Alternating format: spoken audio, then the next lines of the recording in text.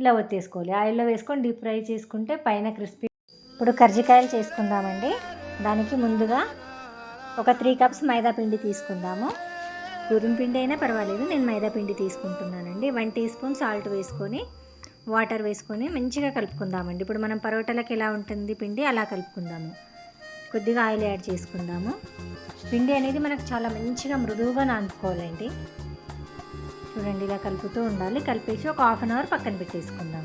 చూడండి, ఈ కన్సిస్టెన్సీలో ఉండాలి పిండి మనకి.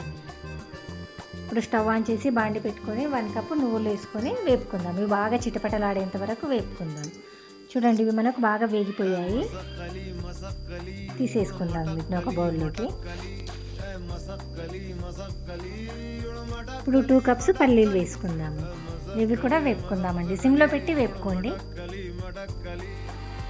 చూడండి, ఇవి కూడా మనకు పల్లీలు కూడా వేగిపోయాయి. తీసేసుకుందాం పల్లీలు కూడా. ఇప్పుడు 2 కప్స్ ఎండు కొబ్బరి. పచ్చి కొబ్బరి వేసుకున్నా పర్వాలేదు, నేను ఎండు కొబ్బరి తీసుకున్నాను. ఇది కూడా బాగా వేగేంత వరకు వేపుకుందాం. చూడండి, మనకు బ్రౌన్ కలర్ వచ్చేసింది. ఇప్పుడు తీసేసుకుందాం కొబ్బరి. ఇది ఒక 5 to 10 మినిట్స్ బాగా చల్లగా అవ్వాలండి. వేడివేడిగా ఉన్నప్పుడు మిక్సీ పట్టుకోకూడదు. ఇప్పుడు చల్లారిపోయాయి. మిక్సీ పట్టేసి పక్కన పెట్టేసుకుందాం. ఇప్పుడు 4 కప్పు షుగర్ మిక్సీ పట్టుకుందాం సన్నగా. చూడండి, ఇంతకుముందు మనం వేపుకున్నాం కదా పల్లీలు, నువ్వులు, కొబ్బరి కలిపి మిక్సీ పట్టేసి ఇందులో వేసుకున్నాను బౌల్లో. ఇప్పుడు 2 కప్స్ ఎండు కొబ్బరి,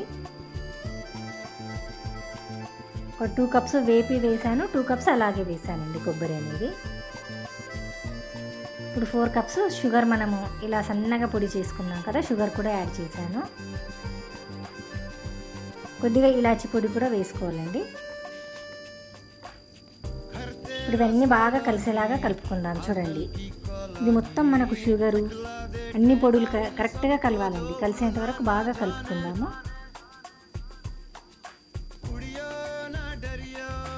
పైకి కిందికి కలిసేలాగా యాలకులు, కొబ్బరి, నువ్వులు, పల్లీలు అన్నీ వేసాం కదా, అన్నీ కలిసేలాగా బాగా కలిపేసి పక్కన పెట్టేసుకుందాం.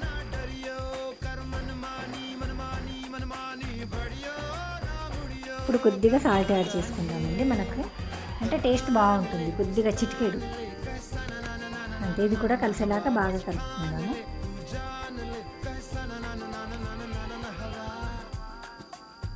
చూడండి, ఇదంతా బాగా కలిసింది కదా, పక్కన పెట్టేసుకుందాము. ఇప్పుడు ఒక పిండి ఒక హాఫ్ అన్ అవర్ మనం నానబెట్టేసి పక్కన పెట్టాం కదా, ఇప్పుడు ఇది చూసుకుందాం. చూడండి, ఇది మనకి ఎంత మంచిగా మృదువుగా వచ్చేసింది. ఇప్పుడు దీన్ని ఇలా చిన్న చిన్న ఇలా ఉండలుగా తీసేసుకొని పెట్టుకుందాము. ఇలా పూరిలాగా చేసుకుందామండి ఒకటి. చూడండి, ఇలా మనకి ఈజీగా వచ్చేస్తుంది. పిండి మనకు 1 అవర్ వరకు నానింది కదా, ఎంత మంచిగా వస్తుంది చూడండి పూరి. అంతే, ఇలాగే అన్ని పూరీలు ఒత్తుకుందామండి.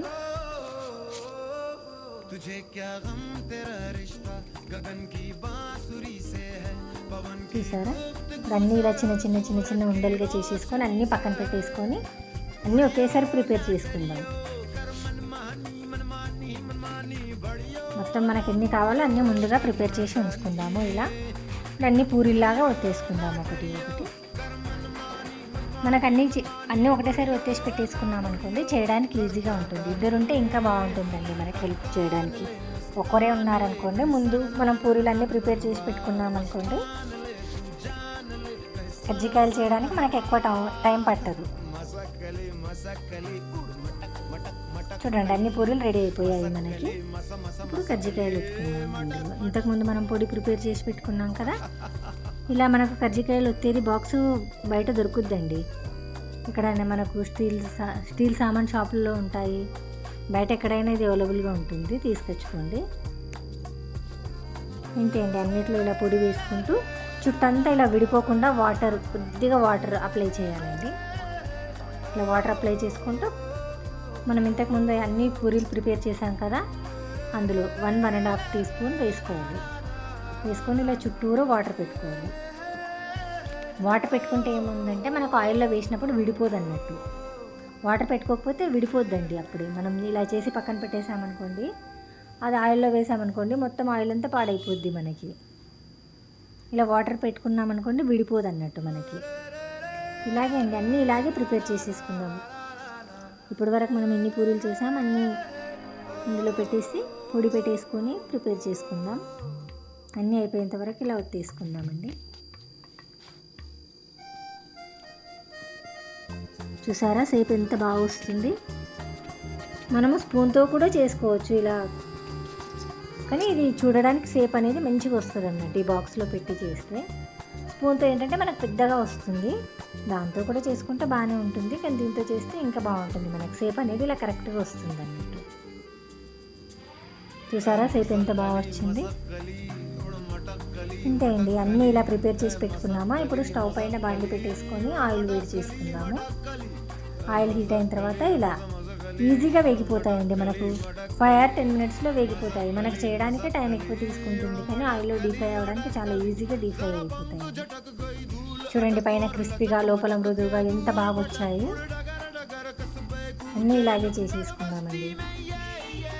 ఇలాగే అన్నీ డీప్ ఫ్రై చేసేసుకొని పక్కన పెట్టేసుకుందాం. చూసారా పైన ఎంత మంచిగా వస్తున్నాయి చూడండి క్రిస్పీగా. ఇలా మనకు బంగారు రంగు వచ్చేంత వరకు వేపుకోవాలి. ఇంతే అండి, చూసారా ఎంత బాగా వచ్చాయి. చూడండి పైన ఎంత క్రిస్పీగా వచ్చాయి, లోపల అంత మృదువుగా ఉంటాయండి.